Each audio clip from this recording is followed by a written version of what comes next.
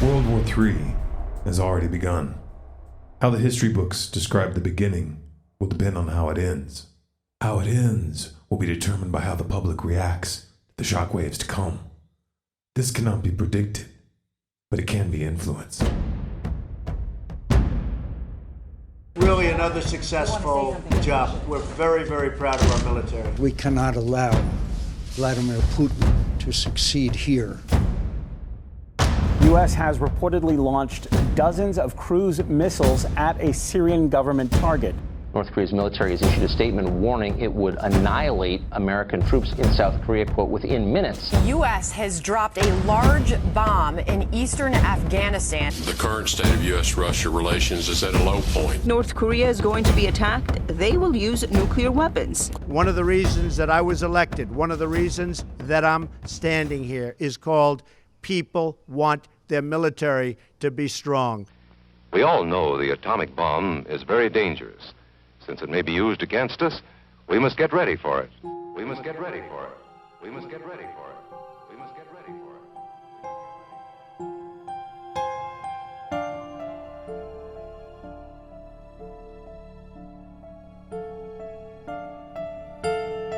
it. Anytime the ruling class gets an inkling that we, the people, might unify on a higher ideal, join forces in the face of an existential threat, you'll always see them start sowing the seeds of division, triggering artificial group identities, pitting you against each other over trivia.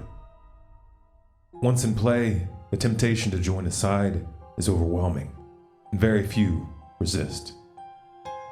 Divide and conquer is an applied science. They know exactly how to ring your bell, and they'll go out of their way to promote any narrative that adds to the hate. If they succeed, the result is always the same. Resistance is dissipated, drowned out by the roar of petty squabbles, while the war machine advances. This is our first enemy, and it must be attacked head on. But now we turn to racial tensions in America. What do you say to the people who dragged a poor white guy out of a car and beat him? Oh my goodness, poor white people, please, oh my, stop it. I said I'm tired of being peaceful and tired of being calm. You know, they've been going to war on us for over 400 years, so hey, I ain't peaceful. I ain't no protest. I'm violent. The path to war is always paved with crowd psychology. Those who don't understand this science are easy to manipulate. Activists who ignore or fail to work within its laws are rendered ineffective, or worse, utilized as pawns. They don't teach you about this stuff in school, for obvious reasons. This is the science of power, the psychology of control. An informed populace would recognize their tactics, neutralizing the effect. They would also have the tools to strike back, turn the tables, and fundamentally restructure the system. The status quo would be destroyed. The stakes are far too high to play it safe now, and we don't have much time. So we're going to break this down from the 30,000-foot view. The only way to stop a war when you have a government which is fully in the pocket of the military-industrial complex is to reach the mind behind the trigger. You can do it in the army.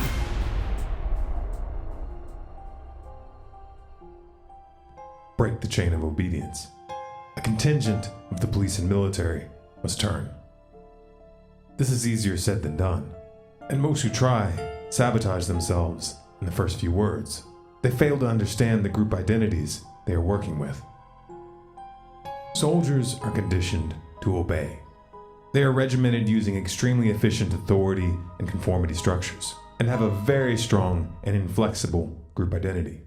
They are typically the last element of society to flirt with disobedience or insurrection. They only turn if a large enough civilian contingent that they identify with pressures them to. In the United States, military personnel overwhelmingly identify as conservative. Therefore, U.S. soldiers would only consider disobeying a direct order or pointing their guns in a different direction if enough conservatives turn. You could field a crowd of 20 million progressives and it wouldn't even register. The conservative worldview frames the left as the outgroup, just like the left views them.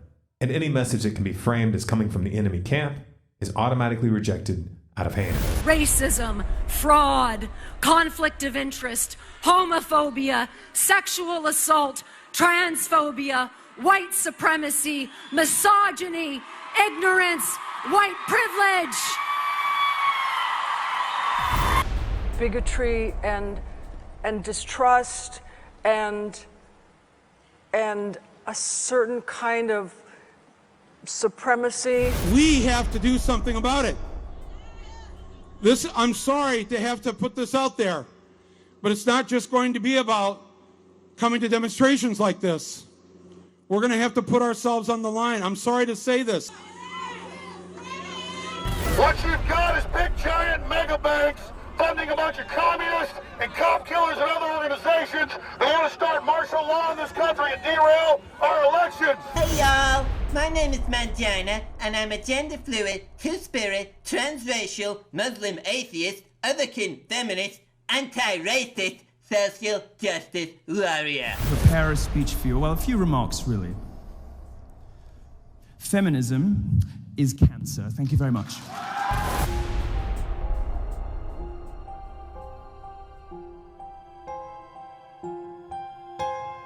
Conservatives tend to be older, more established, with little appetite for catastrophic change. And right now, the man they voted for is in power. The spark of insurrection almost always begins with people who are young enough to still have hope and crazy enough to actually do something about it. This demographic also tends to lean left. To further complicate matters, these two group identities have grown farther and farther apart in recent years, and have even diverged linguistically. The only way to inspire a break in the chain of obedience is to build a coalition that is able to work with and ultimately steal market share from both of these group identities, galvanizing them in opposition to a common threat, like thermonuclear war, and defining an identity against a new outgroup. The madmen and useful idiots pulling us towards it, aka the neoliberal neocon corporate alliance. You may not have to cozy up with a bunch of leftist loontards. Ooh, I don't even want to be in a room with these misogynist bigots. We get it. You hate each other. They are not us. They're the outgroup. They're a hostile tribe that you're being forced to share a territory with. But then, something horrific happens. An event that sends shockwaves through the culture, leaving deep psychological scars. At that moment, petty disagreements will be set aside. The political and media establishment will rally the masses towards their solution: war. You might hate each other now, but in times of war, you'll unify behind a flag. The outgroup will be redefined in geopolitical terms, and most will fall for it. A newfound sense of patriotism will wash over the nation, like alcohol to cover the fear, and the executive will be elevated to godlike status. Daddy is going to take care of you now. All you have to do is obey. And then laws like the Patriot Act and the NDAA, on the books for years but never fully implemented, will suddenly become terrifyingly relevant. There will be absolutely no restraints on power. In such times, group identity can be reshaped, rendered more obedient. Those who speak out will be branded un-American, or worse. Exposing government lies will become an act of treason. Examples will be made to set the tone. The rest will either cower in submission or flee. It will all be reminded of the saying, war is the health of the state. If they win, then they get to reset the system. Wipe $20 trillion of debt off the board. Blame the collapse of stock, bond, and derivative bubbles on an external boogeyman, and have a controlling stake in the next global financial system. But this isn't going to go according to plan. And once a certain line is crossed, there will be no undo option. Wouldn't it be better to come to terms with the stakes, as terrifying as they may be, and unify ourselves on something worthwhile, a common ground that any sane human being can agree on, rather than let them have their way with us? Could we agree to unify just long enough to stop World War III? Could we not learn this lesson the hard way? A lot of you have already been feeling scared. These emotions are normal, and as the show progresses, you'll have more and more company. But it's not going to help us here. When afraid, our brains work much less efficiently. The rational, introspective areas shut down, and decisions are reduced to fight, flight, or freeze.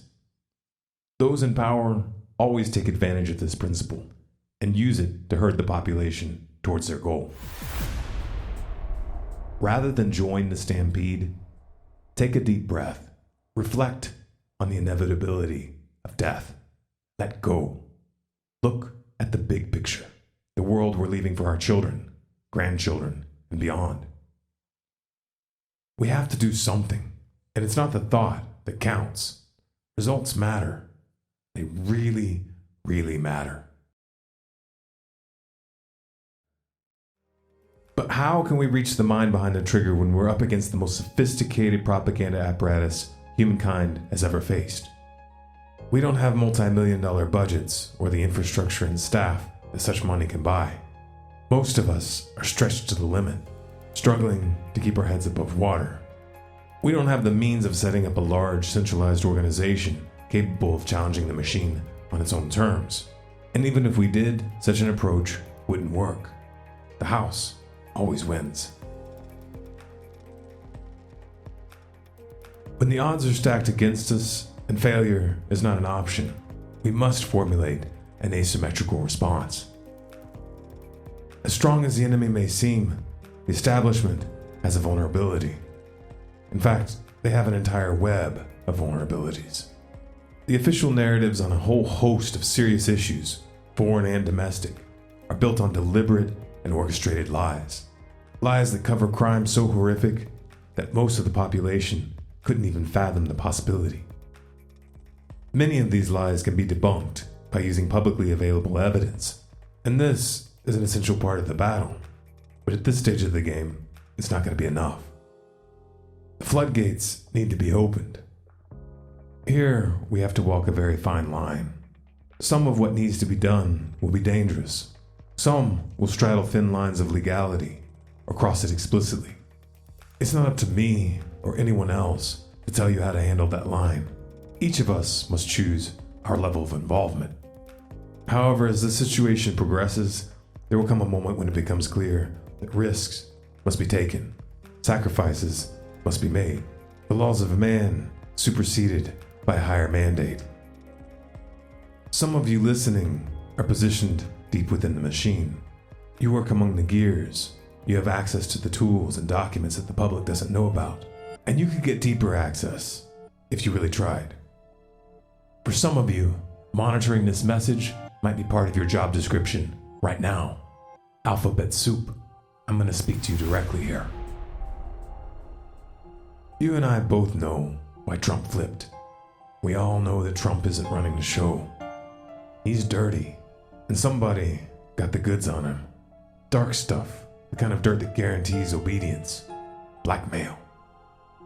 The nature of the flip makes it clear where the hand pulling the string resides. In the upper echelons of the United States neoliberal neocon corporate establishment. The people you work for. Let's not feign naivete. If you want a hint about the kind of dirt we're talking about, look into his connections with Jeffrey Epstein. We begin with a story of sex slaves, underage girls, a billionaire, murder, a prince, and at least one former U.S. president. Right. He's throwing these parties, and there's also this talk about girl. I mean, you got Donald Trump even saying on the record, like, he likes girls, he likes them young. Bill Clinton. Nice guy. Got a lot of problems coming up, in my opinion, with the famous island with Jeffrey Epstein. Well, look, the New York Times is totally in the tank for Hillary Clinton. They're faced with this terrible story about Bill Clinton flying around the world with a convicted pedophile. What has been the biggest scandal in the UK since World War II has now come to the U.S., and it may involve former President Bill Clinton. The story surrounds this man, billionaire Jeffrey Epstein, who served time in 2008 for soliciting prostitution. That charge came as part of a plea deal. It all began in 2005 when Epstein was investigated after a woman reported that he paid her 14-year-old daughter $300 for sex.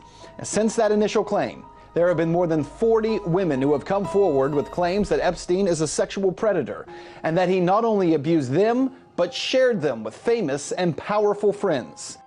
You might want to look at how the story connects to the judge that let Epstein off with a slap on the wrist, Alexander Acosta. That would be the same Alexander Acosta that Trump nominated as Labor Secretary. Donald Trump had glowing words for his new Labor Secretary nominee on Thursday, but Alex Acosta could face some tough questions about his legal career during his confirmation hearings, particularly over a controversial plea deal he reached a decade ago with billionaire investor Jeffrey Epstein, who's accused of sexual misconduct with dozens of underage girls. There's more if you're willing to dig. Follow the money, trace the connections, phone logs, emails, campaign contributions. If you put your mind to it, you'll find evidence that involves senators, congressmen, top-level brass, banking, and the who's who of the military-industrial complex. Craven degenerates operating with impunity, totally compromised, totally controlled by the same people you currently work for. Blackmail is a crime, and in a case like this, it denies the victims justice. Blackmail against a sitting president is also high treason, and to use that leverage to start wars of aggression, a crime against humanity. The people behind this would hang in a fair tribunal. Maybe someday they will. The circus tent is coming down. The rot runs deep, permeating the core of the system. These are the dying breaths of a nation. It's time to decide which side of history you're going to be on, by action or inaction. The just following orders defense doesn't have the best track record. This isn't about Trump. This is about the 0.0001% that really call the shots. Trump is expendable. At some point, he's going down. The real establishment will install another puppet, and they'll get their war. The great destruction. The reset. Unless, of course, you do something big.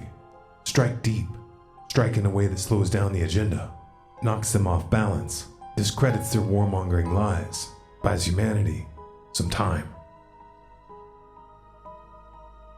Now I'm going to speak to the civilian population of all nations. With the exception of those who are clever with the locks and keys that keep this kind of information out of sight, most of you don't have access to the innards of the machine, and never will. You do, however, have access to people, and in the end, that's what this will come down to. To maximize impact, study the principles of group psychology. Gustave Le Bon, Edward Bernays, The Psychology of Power. This weapon has been used against us for centuries. Time to pick it up and return fire. Pressure must come from all sides. To stop this war, you will need to study the worldview of both the left and the right. You must internalize their narratives, learn to navigate the wedge issues, identities, images tied to words, towards an urgent awareness of a common threat. We have to learn to distance ourselves emotionally from issues that distract. Discipline ourselves to avoid the trap of pointless arguments that will never be resolved. We must choose battles that can be won and win them by sending more and bigger bullets down range while adjusting fire, not by obsessing over how each volley lands. Some of you are going to want specific instructions, steps 1, 2, 3, and 4. Some of you are waiting for someone else to lead. What we need right now, and will need even more in the times ahead, are decentralized nodes of leadership, operating independently, creatively, with the skills and resources they have, coordinating, amplifying with other groups. Seek those willing to commit to a simple, self-evident moral stance. No wars of aggression, covert, conventional, economic, or nuclear, regardless of who is in office. No supporting such wars in word, silence, action, or inaction. This is a line worth dividing on, and an anchor worth unifying on, identifying with. Don't know how to find such people? Start by speaking out. All it takes is one voice to break the conformity principle, to expose the fact that the emperor wears no clothes. Someone else might find their courage because of you. Once you start taking action, you'll start meeting others who are already in the trenches. People with experience and skills you lack. Perspectives that clarify things further. Now you can coordinate, synchronize, and amplify. You'll also make new friends, and the group might become more than a means to an end. Finally, you must address the elephant in the room here: fear. The danger of a global escalation is real. Sugarcoating it won't help. Narratives which put heads in the sand definitely have a market. The question isn't so much whether your hands will shake. The question is whether you will find the courage to do what needs to be done anyway. Again, it helps to reflect on the inevitability of death. None of us will be here in 200 years.